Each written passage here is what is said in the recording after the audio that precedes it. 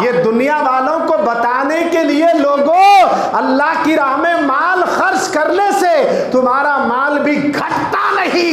आज तुम्हारे घर में 3 दिन भी कभी चूल्हा बंद नहीं हुआ, रोजाना 24 घंटे चूल्हे पर आग लग रही है, चाय तो बनती है, दूध तो पकता है, काफी तो बनती है, दोपहर और सुबह में गोश्त भूनते हैं, सालन तैयार होता है। इसके बाद भी आज मुसलमान अल्लाह की राह में खर्च करने के लिए तैयार नहीं है। खुदारा मुसलमानों, अगर हर मुसलमान खुदा की राह में खर्च करने के लिए मैदान में निकल पड़े तो सूद के कारोबार बंद हो जाएंगे। कोई मुसलमान ब्याज बड्डी के अड्डों पर नजर नहीं आएगा। अल्लाह सबको दौलत से माला माल फरमा देगा। अल्लाह चाहता यही है। ऐ अमीरों, तुम अपनी मालों का एक हिस्सा निकाल कर गरीबों को दो। खुला अल्लाह का ऐलान है। और याद रखना, जो देते हैं अल्लाह उनको वहां से देता जहां उनका गुमान तक नहीं जाता। मालो दौलत जमा कर रखने वालों, अल्लाह ने सूद में बरकत नहीं रखी। सूद घटाता है और अल्लाह की राह में खर्च करना बढ़ाता है। ज़कात में बरकत है, सूद में लानत है। और ज़कात में अल्लाह की रहमत है और सूदी कारोबार करने वाले भी उसमें मुब्तला हैं। जैसे कि आज हमारे रायचूर में चल रहा है 1,12,000 शेयर मार्केट कहते। ये शेयर मार्केट चलाने वाले, शेयर मार्केट से पहले अगर मुफ्तियाने इकराम से, उलमा से पहले फतवा मांगना, भाई ये कारोबार हम करना चाह रहे हैं, क्या ये कारोबार जायज़ है या नहीं है, डिटेल देकर मुफ्ती से फतवा लेकर कारोबार चालू करना। अब वो करे नहीं करे उनको मालूम।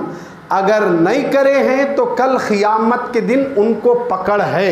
इसमें सारे मुसलमान 1,12,000 दे रहे बोले सस्ते, पूरे मुसलमान अपने घरों को रहन डालकर, तकरीबन गाड़ियां बेचकर, प्लाटा बेचकर, लाखों रुपए उनके यहां डालकर महीना 5 लाख में 5 लाख रुपए अगर जाकर उनके यहां शेयर मार्केट में डाला है तो महीना 60,000 आ रहे, बैठ को खारा मस्त। उसे ये समझ में नहीं आ रहा ये जायज है क्या नाजायज है। देख रहे नहीं, आपको मालूम होना चाहिए सूद लेने वाला, देने वाला दोनों भी गुनाहगार। और यहाँ मैं देखा हूँ अक्सर बड़े बड़े लोगों को जो गवर्नमेंट से रिटायरमेंट हो गए ना, वो जिंदगी भर गवर्नमेंट की नौकरी करने वाले लोग रिश्वत खाए, सब खा लिए रहते। अब जैसे उनका पेंशन वगैरह आने के बाद बैंक में 1,00,000 रुपए पड़े रहते, देखो उसको लक को जो आता ना अमाउंट एक्स्ट्रा, वो अमाउंट लेने के वास्ते जब ढूंढ लेते फिरते, मौलाना मेरे 50 लाख को इतने लाख को आ रहे, ये खाना क्या नहीं खाना, ये पूछते आकर कुछ लोग। हालांकि ज़िंदगी भर रिश्वता खाले से आए। फतवे देने वाले मुफ्तियान इकराम क्या फतवा दिए, बैंकों में जो भी पैसा रखा गया उसका जो नफ़ा मिलता उसको लेने की इजाज़त दी है हमारे उलमा इकराम, हमारे मुफ्तियान इकराम। इस बारे में पूरे रायचूर में भी मदरसे हैं, यूट्यूब में जाओ, फ़ोन मारो, जाकर मालूमात कर सकते हो, वहाँ पूछ लेते फिरते, वो क्यों उसकी तफसील वो बता सकते मुफ्तियान इकराम। तुम्हारा पैसा बैंक में लगा है, पूरा बिजनेस बैंक में तुम्हारे पैसों से चल रहा, तो तुम्हारे पैसे काम कर रहे हैं, उन काम को लेने के बाद उसी का एक हिस्सा निकाल कर तुम्हें दे रहा है। अब पता नहीं ये शेयर मार्केट वाले और उन्होंने जो दे रहे हैं बैंक वाले, ऐसा 12% नहीं देते वो लोग, उनका एक हिसाब है, वो हिसाब से वो लोग करते। यहाँ 1,12,000 सूद खोरा खुद परेशान है, सूद को पैसे देने वाले भी परेशान है। ये क्या भाई 1,12,000 बोल के इस तरह भागे जा रहे हैं। अगर यही हाल मुसलमानों का रहा, दौलत के नशे में हलाल और हराम नहीं देखेंगे तो फिर आज कम पड़ रहे मार इंडिया में, हुकूमतें हम पर जो आज बरस रही है ये कम है। अगर इस तरह सूद आम होगा, हरामकारी आम होगी, अल्लाह के रसूल की नाफरमानी खुले आम होगी, तो फिर याद रखना इस कौम पर जालिम हुक्मरान और भी मुसल्लत कर दिए जाएंगे, तुम पर रहम नहीं किया जाएगा। अगरचे तू करोड़पति होगा, तेरा बैंक बैलेंस भी होगा, तेरे पास प्रॉपर्टियां भी होगी, ये सब नहीं देखा जाएगा, बल्कि तेरी बिल्डिंगों के पास भी बुलडोजर आएंगे, और बाजब्ता तुझे निकाल कर इस मुल्क से तू यहाँ का नागरिकती नहीं है ये कहकर तुझे डिटेंशन कैंप में ले जाकर डाल दिया जाएगा। आज ये हालात आ गए, चल रहा है मुल्क के अंदर। इसके बावजूद भी आज मुसलमान पैसों के चक्कर में देखिए 1,12,000 आ रहे बोलते कैसा टूट पड़ रहे शेयर मार्केट के अंदर। कल क़यामत के दिन एक दिन सबको मरना है। ऐसे कई स्कीम आए, सब भागकर चले गए। कई स्कीम चलाने वाले आए, एक से एक स्कीमा लेकर आए और सब के सब आए, चंद दिन चले गए। इस तरह बेंगलुरु में भी एक बहुत बड़ा चल रहा था, उसमें भी रायचूर से कई लोग जाकर करोड़ों रुपए डाले थे।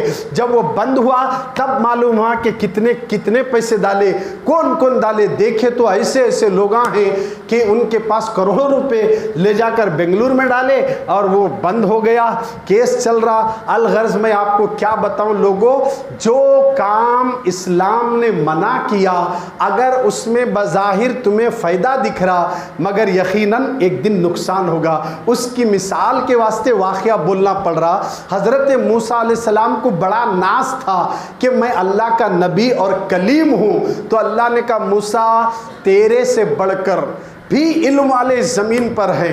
कहा वो कौन है? मेरा वली है, मेरा वली है। अच्छा मैं उनसे मिलना चाहता हूँ। तो मेरे रब ने कहा हाँ मिल सकते हो, लंबा वाक़या है, कुरानी वाक़या है। अब वो मिल सकते हो मगर कहाँ? 2 समंदर जहाँ मिलते आप वहाँ जाएंगे तो आपके यहाँ मुर्दा मछली होगी और जब ये ज़िंदा होकर निकल कर पानी में जाएगी तो समझना कि तुम्हें वहीं पर वो वली मिलेगा।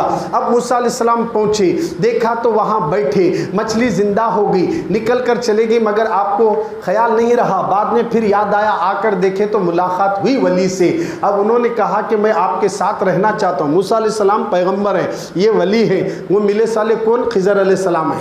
मूसा और खिज़र अलैहिस्सलाम दोनों की गुफ्तगू चल रही है। हज़रत खिज़र के साथ उन्होंने सोबत में रहने के लिए कहा कि मेरे साथ रहे तो सब्र करना, मेरे साथ रहे तो सब्र करना, मैं जो भी करता हूँ उसमें तुम इंटरफेयर नहीं होना, मैं जो करूँगा तुम खामोश देखना, कुछ नहीं बोलना।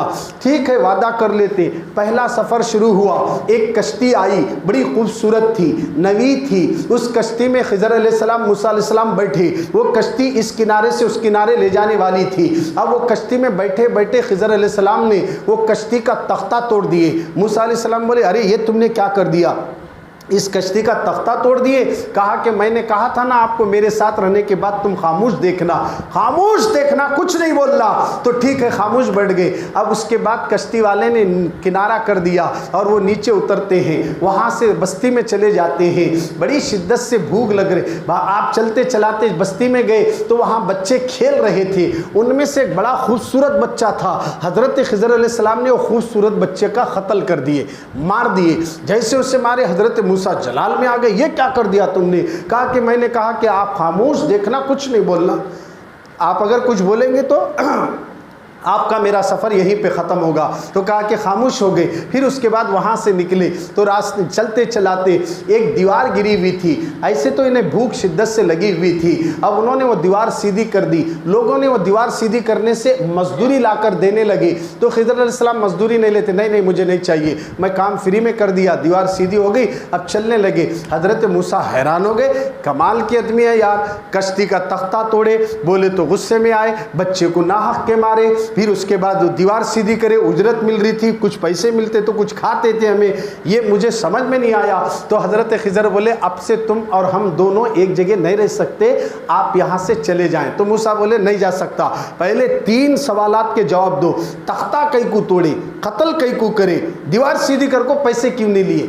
अब देखिए जाहिर में अलग दिख रहा, लाया हूँ हज़रत मूसा को जाहिर में अलग दिख रहा है, बज़ाहिर 1,00,000 को 12,000 दिख रहे, जाहिर में अलग है, बातिन में जो सजा होने वाली है उसको भूल गए। सूदी कारोबार करने वालों, सूद का व्यापार करने वालों, सूद के पैसे उठाने वालों, जाहिर में पैसा दिख रहा है मगर ये हमारे लिए वबाल है। मूसा अलैहिस्सलाम को जाहिर में तख्ता तोड़े खराब दिखा, कत्ल करे खराब दिखा, और दीवार सीधी करने के बाद उजरत नहीं लिए वो भी खराब दिखा। बोले तख्ता क्यों तोड़े? हजरत खिज़र ने कहा ए मूसा कलीमुल्लाह सुनो, जिस कश्ती में हम और आप सवार हुए, हमारे उतरने करने के बाद वो कश्ती को लूटने के लिए डाकुओं का एक काफिला बैठा हुआ था। अगर ये कश्ती में ऐब है, अगर ये कश्ती ऐबदार है तो डाकू नहीं लूटता। मैंने तख्ता निकालकर इसे ऐब वाला बना दिया और तुमने ये नहीं देखा तख्ता निकालने के बाद भी उसमें पानी का खतरा तक नहीं आया। ये ऐब मैंने इसलिए रखा ताकि इनकी कश्ती सलामत रहे। और दूसरा तुमने देखा मैंने जिस बच्चे को कत्ल किया, मैंने उसकी पेशानी में देखा इसकी मोहब्बत में इसके माँ बाप काफिर होने वाले थे, इसलिए मैंने इसे कत्ल कर दिया। इसके बदले में अल्लाह इनके माँ बाप को अच्छी औलाद अता फरमा देगा, इसलिए मैंने इसे कत्ल कर दिया, कहीं इसकी वजह से इसके माँ बाप जहन्नमी ना हो जाए। अच्छा मैंने दीवार सीधी क्यों किया जानते हो? यहाँ 2 यतीम बच्चों का खजाना था, जब ये बड़े होंगे तो वो खजाना इस्तेमाल करेंगे, तो लिहाजा ये दीवार गिरी, खजाना दूसरों के हाथ लगेगा। मैंने दीवार को दुरुस्त किया और यतीमों के माल की हिफाजत के लिए बंदिश कर दी, तो मैंने यतीमों के यहाँ माल नहीं लेता, इसलिए मैंने वहां से उजरत नहीं तलब की। मूसा हैरान हो गए, कहा हम तुम्हारे साथ रहेंगे, ये कहकर सलाम करके आगे निकल जाते हैं। बात क्या समझ में आ गई? जाहिरी अलग देखता और बातिन में अलग होता है। खुदारा मुसलमानों, जाहिर में नोट है, जाहिर में पैसा है, जाहिर में करेंसी है, मगर हकीकत में जब 1 लाख के पीछे 12,000 आ रहे हो, 4,000 आ रहे हो, तो पहले उलमा और मुफ्तियों से पूछो क्या ये लेना जायज है या नहीं है। अगर फतवा मिले तो करो, नहीं मिले तो आप उसे छोड़ दीजिए। ऐसी दौलत हमें नहीं चाहिए जो दौलत हराम है, जो दौलत नबी ने मना की है, जो दौलत इस्लाम ने मना किया है, वो दौलत हमें नहीं चाहिए, ठुकरा देना। इंशाअल्लाह ये जज्बा आ गया तो फिर याद रखना मुसलमान कदम कदम पर कामयाब होगा।